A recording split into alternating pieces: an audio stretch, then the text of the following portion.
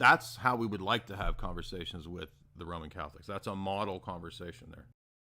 So we'll kick it off with our first requester. And again, Duncan, you're welcome to hop on after Thaddeus Boone. What's up, Thaddeus? How you doing today? Just hit unmute when you come on. So it automatically mutes you when you come on, and then you have to hit unmute. Guys, remember, hit unmute.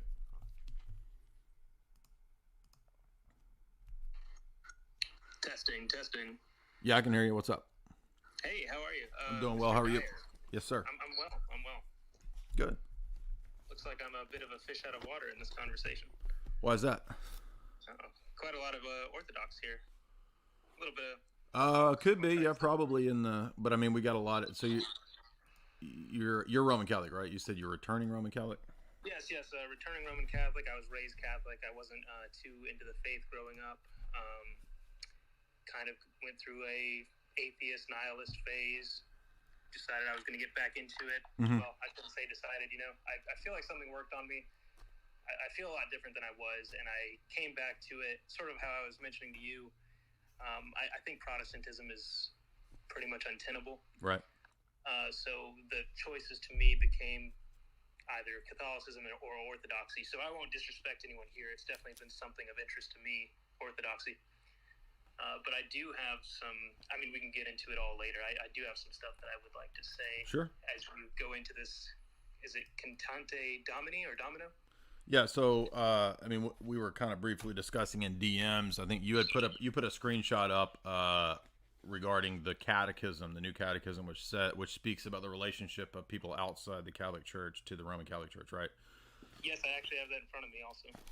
Right, and my response to that was that the point of the discussion today, where I was kind of critiquing Matt Fradd and then bringing up the uniate stuff, was to say that from my vantage point, it's a contradiction in the Roman Catholic system that on the one hand, you can have people who were considered heterodox and schismatics and heretics for centuries, such as Gregory Palamas, Mark of Ephesus, all of the Russian saints that the uniates venerate.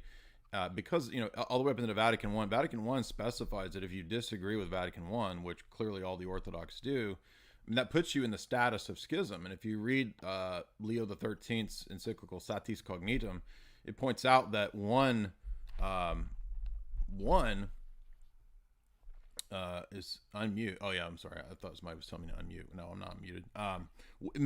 Rejecting one of the dogmas puts you outside the Catholic Church. So you can't reject any of the dogmas. And certainly the whole history of the Russian saints for the last 1,000 years has been out of communion with the Bishop of Rome. And the reason I brought up Cantate Domino is that it's one of the older, clearest dogmatic statements where in Denzinger 714, it points out that no matter what good works you do outside of communion with the Roman pontiff, even if you shed your blood for the name of Christ, you cannot be saved unless you remain in the bosom and in the unity of the Catholic Church. Now, in Dictatis Papae and in Unum Sanctum, it further specifies that communion is so strong that it's only in the communion with the Roman pontiff. So the fact that Vatican II in the new catechism temper this and try to make it more palatable is just further evidence, in my view, that the Roman Catholic Church has evolved and changed its position.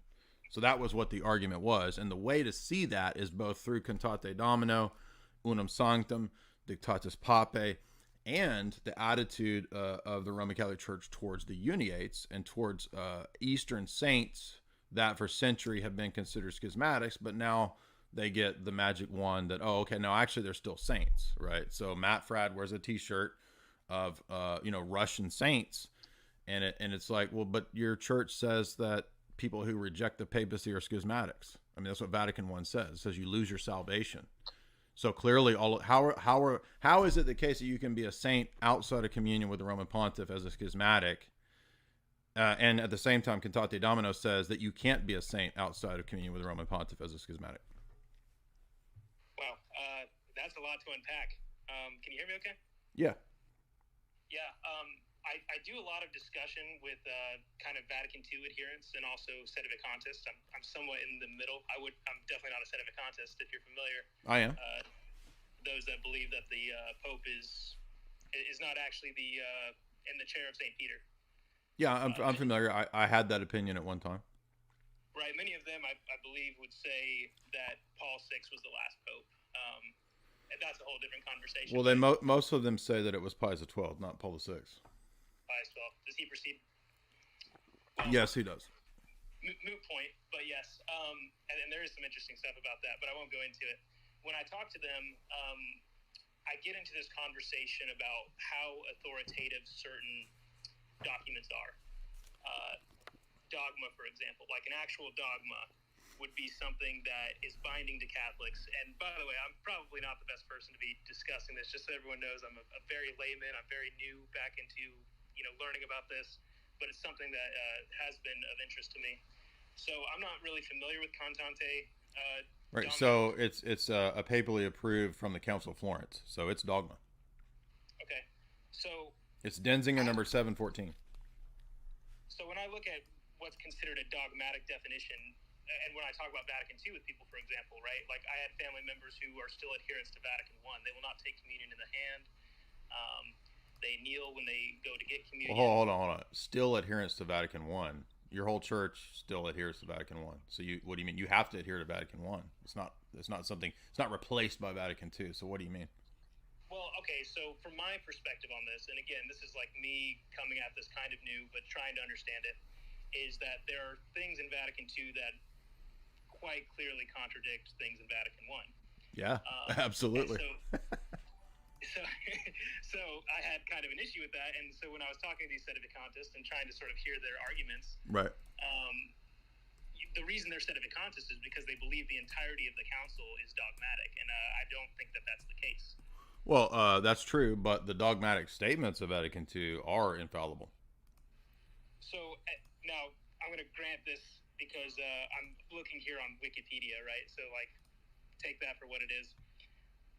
List of dogmatic definitions. You've got one from Nicaea. You've got one from Ephesus. You've got one from Chalcedon. One from Constantinople. Doesn't matter what. No, sorry. I'm sorry. Wikipedia has nothing to do with this. So I can give you 4 or 5 Roman Catholic documents pointing out that Vatican II is something that you have to adhere to. Well, even Pope Francis would say that. Pope Francis would say, paraphrasing here, but he said that he said that you're not Catholic if you don't agree with Vatican II. Yeah, I know, but it's not just Pope Francis. It's also Paul VI. It's also John the 23rd. They all say that the definitions are irreformable and you have to hold to them. Okay, so when they say that you have to hold to them, are they saying, and the word is binding, these beliefs are binding to Catholics? Correct.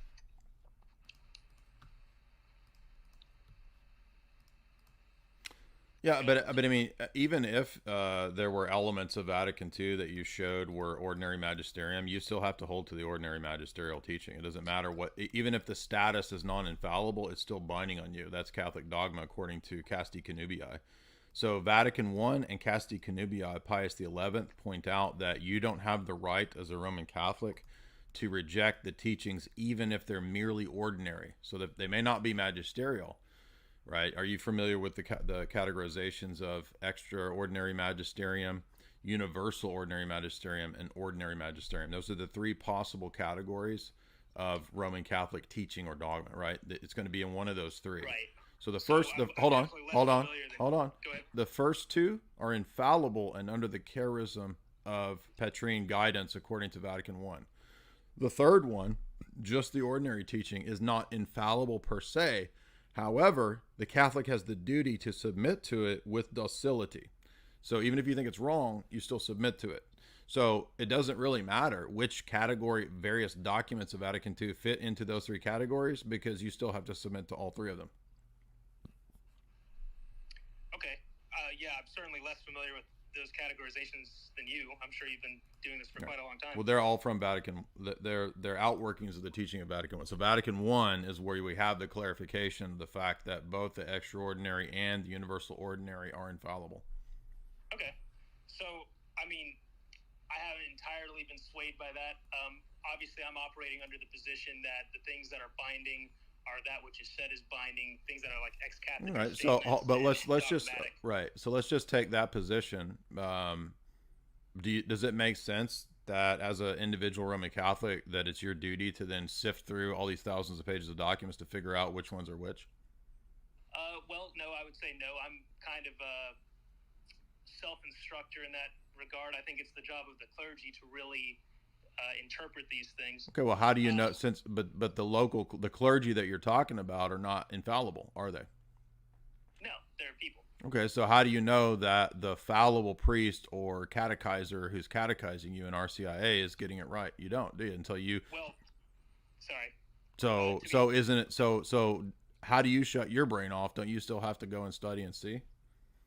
Yeah, exactly. Okay, so then it's up to you. There's definitely RCIA catechizers who are getting it wrong. Okay, so don't sometimes the bishops get it wrong too?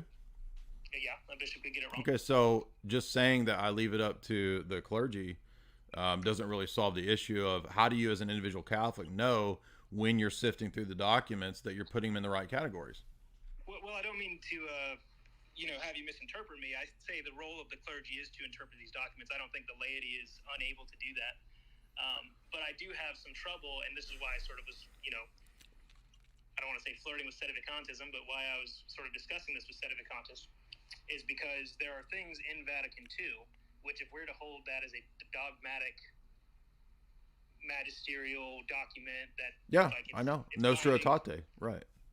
Right, so if that's fully binding, then there are things that are at odds in Vatican I. Honestly. Yeah, but the point is that both the Vatican II adherents and the Sede-vacantists are both wrong and right. So the Sede-vacantists are right that there's contradictions, but they're wrong because Vatican I says that there will never be contradictions and that the Roman See can't defect. So if the Roman See is defected, then Vatican I is not true and the Sede-vacantists are wrong. Well, the gates of hell cannot... will not win against the true church, right? So right. So that means that the Roman Catholic Church is not the true church. Because the hierarchy is in error, or because the church itself is in error? Because the Roman See has defected, which Vatican I says cannot happen.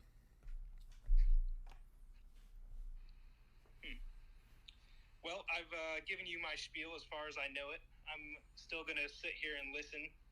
There's a book I recommend. Yeah, there's a book I would recommend for you. It's called The Sede-vacantist Delusion by a friend of ours, John Pontrello. And we helped John, I mean, in part, it wasn't all me, but we helped John become Orthodox out of Sede-vacantism. So he wrote a book about Sede-vacantism, making this point of showing how the Sede-vacantists are right in that Vatican II clearly teaches a different doctrine.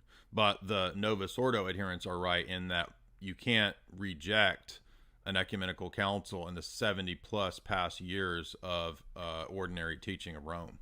Because if you can reject the last 70 years of the teaching of the Roman Church, then the Roman See has defected for at least the last 70 years. And it also shows by default that if Sede-vacantism is true and you've had no pope for 70 years, doesn't it prove the Orthodox point that the papacy isn't necessary for the church?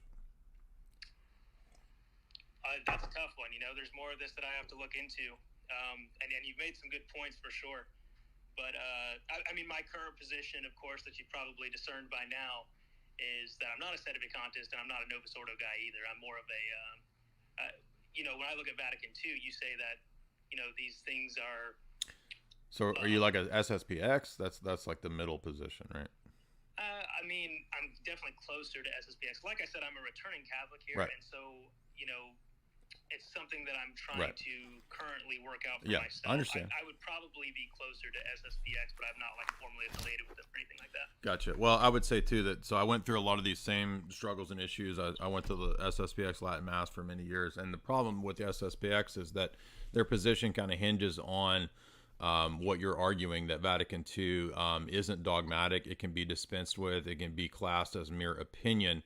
And the easiest way to refute this is to just point out that if you read Vatican I, so I would recommend go to papalencyclicals.net, read all of Vatican I. It's about 15 pages printed out. You will notice that Vatican I does not limit the charism of infallibility to extraordinary magisterium. It actually includes ordinary magisterium as well. And that's the death knell. That's the kill shot to the SSPX position. Okay, well, I'd be interested in discussing this more with you. Sure. I know that when I talk about things that I know a lot about, and I'm just kind of fire hosing people, it's like they take bits and pieces of it. Same here is I'm hearing all the stuff you're saying, and I'm not absorbing every single bit of it, but I'd love to talk about it some more. And before I turn my mic off, I was wondering if you'd let me read this from the current catechism. Yeah, just one second, because I'm gonna just for the sake of the group. Yeah, we'll let you do that. Okay, so reading the catechism. This is a newer one. I'm on page 222. The subheading is "Who belongs to the Catholic Church?" and this goes from 836 to 839. All men are called to this Catholic unity, Catholic with a lowercase c, so universal, of the people of God, and to it, in different ways, belong or are ordered. The Catholic faithful, others who believe in Christ, and finally all mankind called by God's grace to salvation. Fully incorporated into the society of the Church are those who, possessing the Spirit of Christ, accept all the means of salvation given to the Church together with her entire organization, and who, by the bonds constituted by the profession of faith, the sacraments, ecclesiastical government, and communion, are joined in the visible structure of the Church of Christ, who rules her through the Supreme Pontiff and the bishops. Even though incorporated into the Church, one who does not, however, persevere in charity is not saved. He remains indeed in the bosom of the Church, but in body, not in heart. The Church knows that she is joined in many ways to the baptized, who are honored by the name of Christian, but do not profess the Catholic faith in its entirety, or have not preserved unity or communion under the successor of Peter. Those who believe in Christ and have been properly baptized are put in a certain, although imperfect, communion with the Catholic Church. With the Orthodox churches, this communion is so profound that it lacks little to attain the fullness that would permit a common celebration of the Lord's Eucharist. So I'll end there, and that last bit is actually from Paul VI, right, in 1975. Right, and that is the post-Vatican II revision of how to temper this idea of no salvation outside the Church to where it's more amenable to groups that were previously considered schismatic. So my counter to that would be that if you read Leo XIII Satis Cognitum or Mystici Corporis of Pius XII, he says that even rejecting one dogma, right, is enough to remove a person ipso facto from the body of the Church. And the public bodies of the Orthodox Church, the Monophysites or whoever, they have for centuries been publicly excommunicated by Rome, and for centuries publicly not been a member of the Society of the Roman Catholic Church. And so the argument is just simply that, I understand that the New Catechism says that, but if you read Cantate Domino, which in Denzinger is number 714, it states this: the Roman Catholic Church firmly professes and believes and proclaims that those not living within the Catholic Church, not only pagans, but Jews, heretics, schismatics, that all of these cannot become participants in eternal life, but will depart into the everlasting fire unless by the end of their life they have been added to the flock. The unity of this ecclesial body is so strong that only those remaining in it and to those remaining in it are the sacraments of the Church beneficial for salvation, and do fastings, almsgiving, and other functions of piety and exercises of Christian service produce eternal reward. That no one, whatever almsgiving he's practiced, even if he sheds his blood for the name of Christ. So this is not talking about invincible ignorance. It's talking about people who are martyrs in schismatic and heretical groups. Even if they're martyrs for the name of Christ, they cannot be saved unless they become reunited and remain in the bosom of the unity of the Catholic Church. So that is consistent with Cantate Domino, with Unum Sanctum, and with Dictatus Papae of the medieval Latin view, that you have to be joined to the papal church to be saved. But this has been tempered in what you're talking about in terms of Vatican II in order to prep the way for the idea that there's a common monotheistic religion. This is why Francis and the Vatican now promote the Abrahamic Faith Center of Chrislam. We're joined with the Muslims together in a common monotheistic religion. Do you see that in the quote that you read from the New Catechism? It speaks in that very way, as if we are all united to Christ in a certain degree, that there's concentric circles and degrees of union with the Roman Church. Jay, sorry to interrupt you. What was that you were saying about Abrahamic Faith Center? What now? Yeah, look up the Abrahamic Faith Center that in Abu Dhabi that Francis and the Grand Imam together are promoting. Oh, well, that's disconcerting. Anyway, I appreciate the opportunity and you having me on. Sure. Obviously, I've got a lot more to go through here. Like I said, new guy. Hope I did No problem. any kind of justice to this. No, great questions. I mean, I think that you're asking the right kinds of questions, and you'll notice nobody was mean to you, nobody mistreated you, nobody's here hating you, and I welcome questions like that. So really appreciate that. That's how we would like to have conversations with the Roman Catholics. That's a model conversation.